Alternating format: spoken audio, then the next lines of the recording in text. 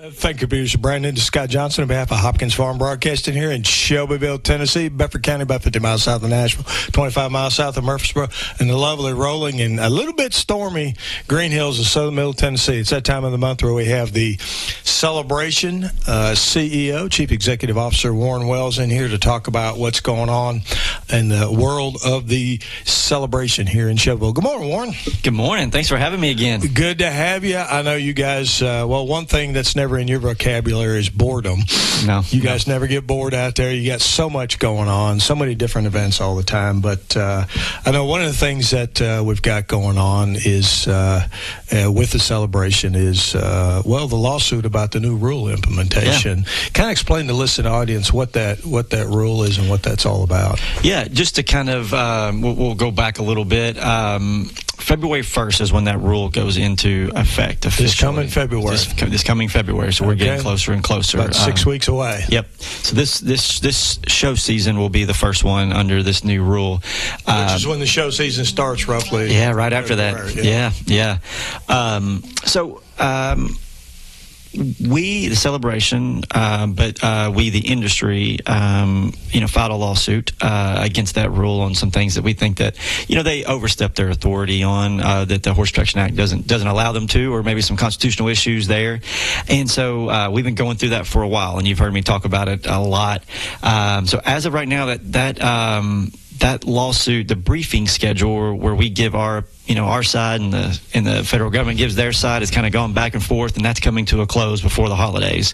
And then, it'll kind of have, both sides will put their little bow on it and give it to the judge, and then we'll sit back through the holidays, and hopefully he will have a ruling by the end of January. It'd be great if it could be mid-January to give us some time ready for that implementation date of February 1st.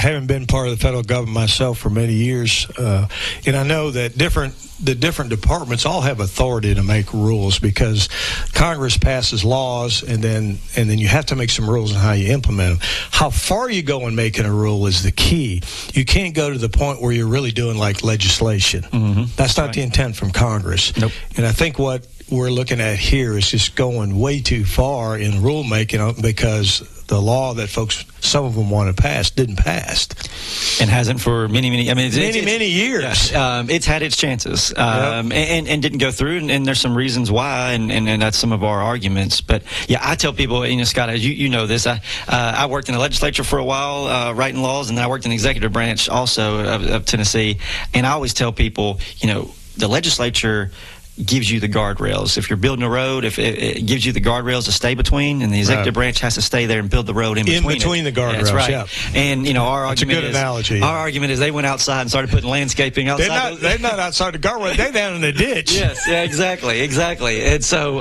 that's our feeling. We feel like we have a really strong case on a lot of the parts of the. Absolutely. A lot of aspects of the lawsuit there, and so we just really want to get it past us, and let's find out about it, and let's find out what world the Tennessee walking horse industry is going to be living under. And really, it's not just the Tennessee walking horse industry; it impacts every horse breed. And that's another argument that we're making is, you can't pick on just one industry, and the law is meant to be on all breeds, and they've kind of gotten away from that a little bit. And so that's one of the arguments in our lawsuit is that some of the restrictions they put on us, they should put on everybody, and that's got the whole kind of the equestrian world looking at this and concerned. Yeah, I mean, certainly, we have federal laws and we need to follow those laws, but we also need the government not to overstep there. Mm-hmm. The guardrails. I like your analogy there on how to do that, and that's true with anything when it comes to those laws and doing things like that.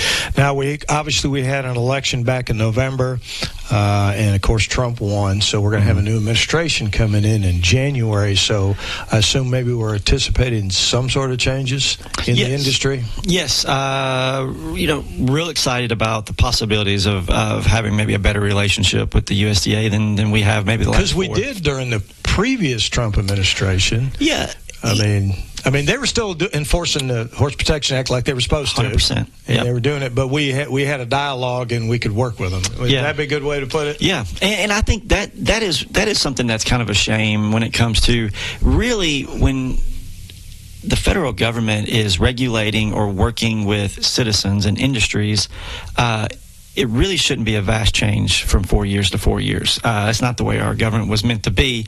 It's fine if laws want to change if people want to change laws because of power change. That's why people vote. But this is no change in law. Right. This is just the way that administration works with the government is vastly different from 1 year or from 4 years to 4 years, and so we're excited about a new administration coming in and what we can do, and what kind of relationship we can have, and showing them what the good part of our industry and what we do for the local economy and things like that.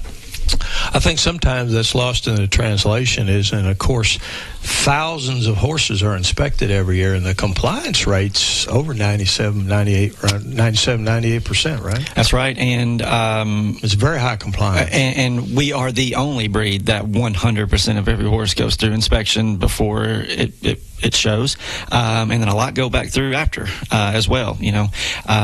Depending on the show and whether the government's there, it's either the top 1, 2, or 3 that come back through.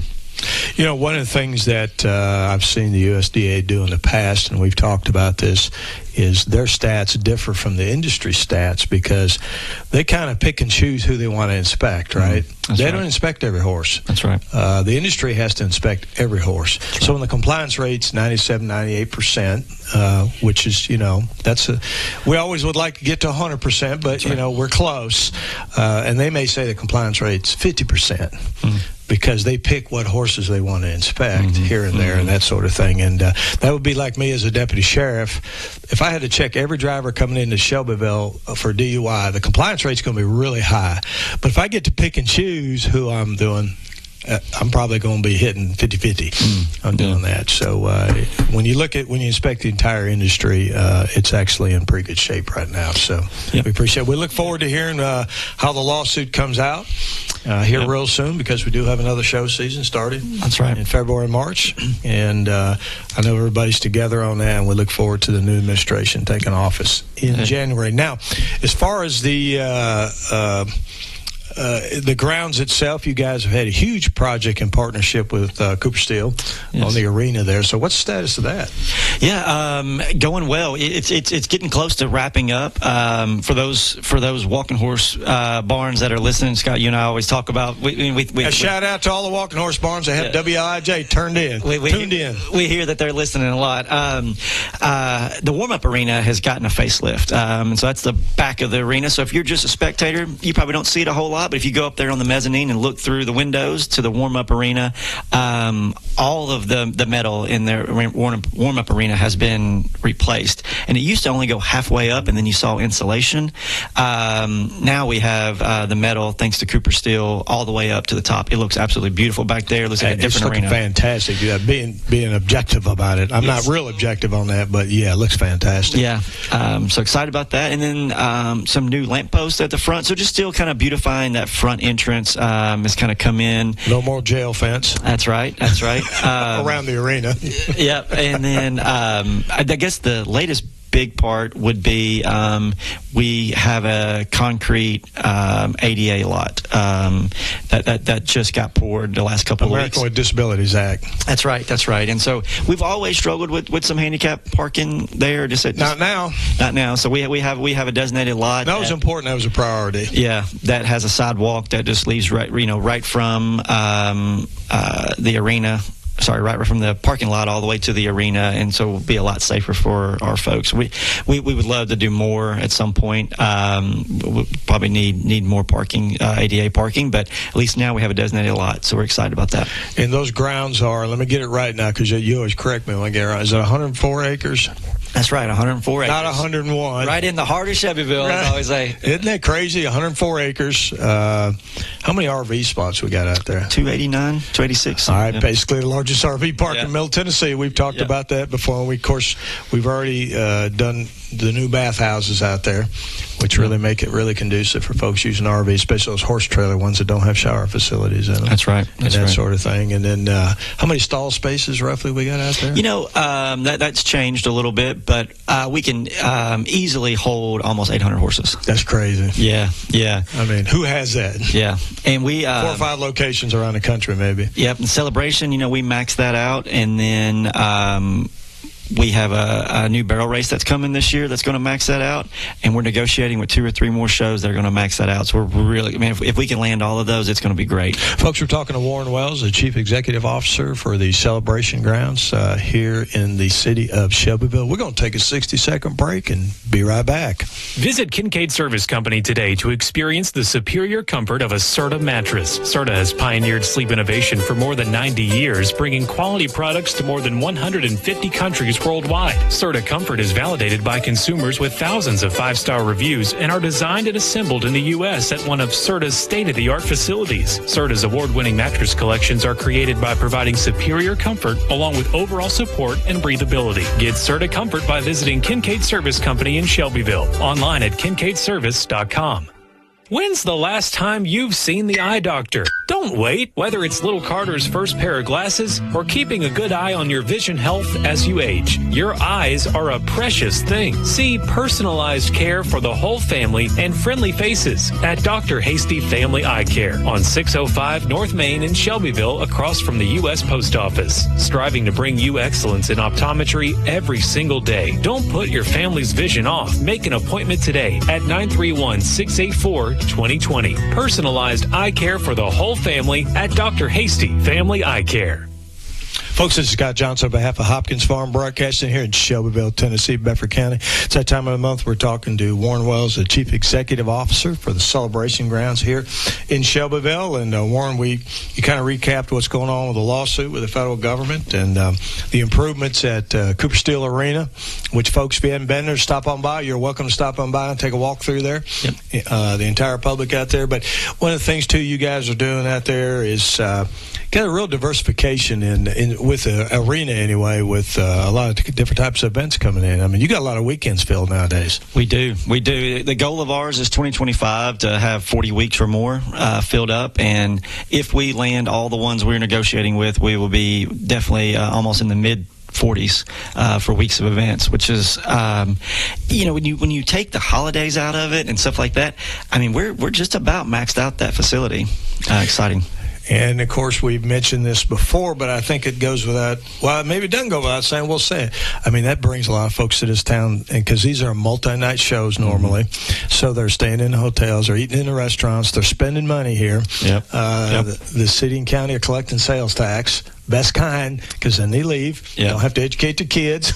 Yep. Build brick and mortar for them. So what a great celebration, quite frankly, is a huge economic engine here in the local community. And sometimes I think a lot of the folks that live here now didn't kind of grow up with the celebration, right? Because this county's doubled in size since I was in school here. And we just like to remind folks that, a huge economic engine, like millions and millions, tens of millions of dollars. That's right, because it's not just the show. The show brings in a lot, and it's the 2 weeks that it's here. But that show attracts a lot of people who own houses here, vacation homes, and then it employs people that they hire horse trainers and everything that builds down from that. And what happens in those barns? They buy feed here. They buy all kind of stuff. Right. They employ people. Right. And they live here, and all because of the celebration is home here. And so it just those kind of things are almost it's hard to equate. To figure out. I saw one time, and I don't remember the stat, Warren, but if the celebration, and I'm talking about the walking horse part of it, wasn't here, how much local government would have to raise taxes. Oh, yeah. Because the sales tax wouldn't be coming in. It was a significant amount of money, so hopefully folks appreciate it. That's right. And think of them horse trailers and those big diesels buy a lot of gasoline and diesel. And you got one of those yourself, don't you? That's right. Yep. And that's what builds our roads. So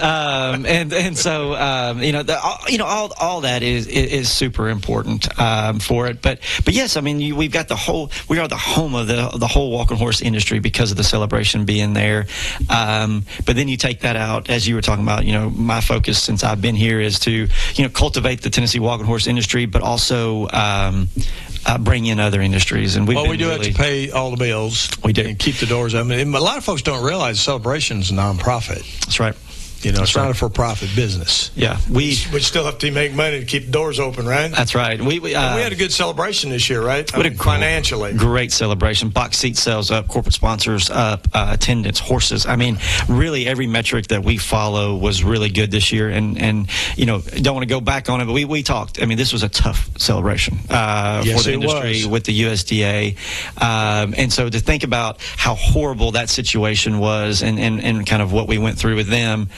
And then having one of the best ones we've had in modern history is really phenomenal, and it's a testament to how amazing our industry is and our people.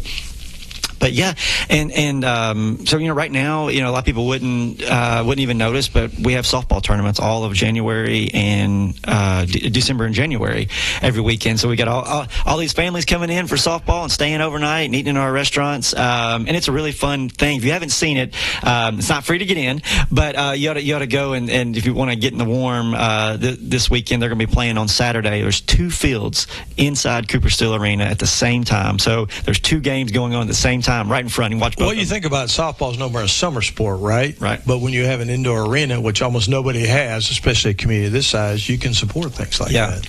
And if any of you out there have youth sports, almost every youth sport has gone year-round, and softball was one of the first to do it. And so, all these girls and their families want somewhere to play in the wintertime, and January and December can be hard around here, so now they bring it to an indoor facility. People always say, how do you do it? Everything's in play. It's amazing to watch. They bounce them off the nets and everything. It's a really neat thing. But those girls are still getting their reps hitting balls and things like that. So they love it, and we have great crowds. This past weekend, they played almost to midnight Friday night and Saturday, and got up Sunday and played all day Sunday. They are hardcore. They are. They're very passionate about what they do. So good for them, and we like hosting them here, right? That's right. That's right. This weekend is only Saturday. It's close to the holidays, so they backed off a little bit, but trying to get home for Christmas. Yeah, you would think, right? So we're excited about them, and they'll be back, several times. Speaking of youth, and it just kind of remind me of the looking back at the national celebration, is I was really encouraged about how many young people are riding, right? How many classes there are, because that's key to the survival of the industry, is having younger people getting involved as they graduate up into be adults and stuff, and staying in the industry. And it just seemed like there was a lot of that. Yes. I've heard that a lot this past year. Of the youth classes are really growing, and it's always my favorite. I tell people all the time, crowning of the World Grand Champion the last night of the celebration is always awesome, but I am so overcome with stress that sometimes I miss how amazing that last class is. But the Andy Atkins Memorial class, the last class of the Fall Classic of the celebration, to me is always the most moving. I tear up every time.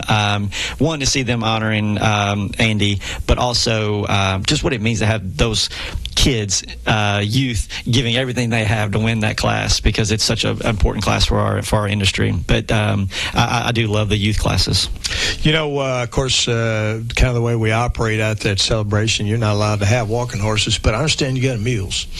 I have a mule. Yes, we have. You been riding that mule lately? I haven't, unfortunately. Isn't this mule like over 16 hands? Yeah, 16'2", so he's pretty big boy. You got a step ladder, Warren? I don't, but it took a lot of exercise to get it to where when we're in the woods, I can actually get on him without a step ladder. I learned you got to stretch a lot.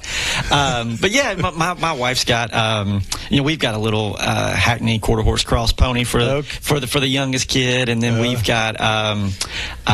We just sold a paint, but my wife's got a Pinto. So she does does some of those. So it doesn't matter if you're a worker at home; you're involved with equine. That's right. Yeah, I can't own walking horses, but so I got a walking mule. So outstanding, good to hear it. I just know that I've seen pictures. That's a big animal. Yeah, he's amazing. He's like a big golden retriever. I tell people. I mean, he's like more like a dog than an equine. Roger, dodger that.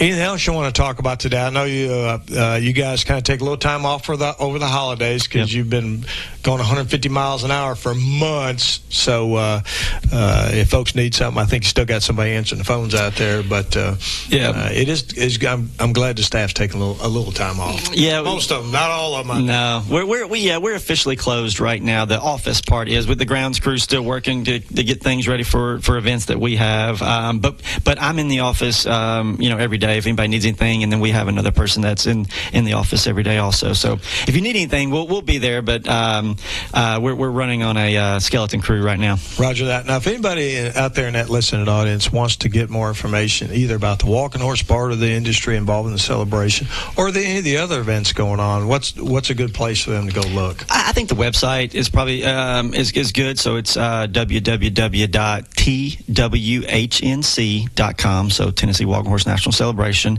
is a good place. And then really our Facebooks. There's 2 Facebook pages to watch.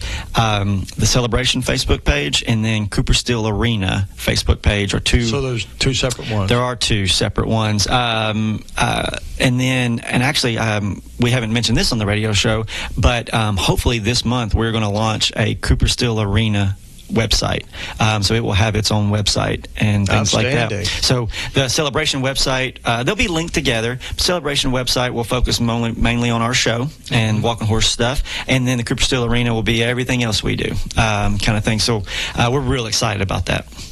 Well, I know there's a lot of plans out there to make more and more improvements as funds allow out there to modernize the facility and get it up to date. But, it's funny. Every time I talk to new people, and I talk to a lot of new people that come to town, they just look up and go, you guys got a 30,000-seat stadium in Shelbyville? Yeah. Or what's Cooper Steel Arena hold? 4,500? A little under, yep. Something like that. And what a great asset here. And I know a couple times on the Chamber of Commerce Board, when we did studies on what were the assets in the community, it's funny how both companies came back and went, y'all know what you got. Yeah. We didn't have it. Y'all got celebration grounds. There's your huge economic engine there to make things happen here in Shelbyville. So, that's right. Warren, we're about out of time. Is there anything else you want to talk about? Just say thanks. Well, thanks to WLIJ for allowing the celebration to because this is a public service. That's right. Show. Yeah, and I think our show's a little different. I know a lot of you have a lot of elected officials and government officials here. That's true. But I think just the fact that you all know what we do for the community, I really appreciate y'all having us on here. And just want to say Merry Christmas to all of the walking horse industry out there. And then shout out to the barns. That's right. And then everybody, everybody that supports us throughout the year. Just want to say thanks so much. We've got another great lineup 2025 of events.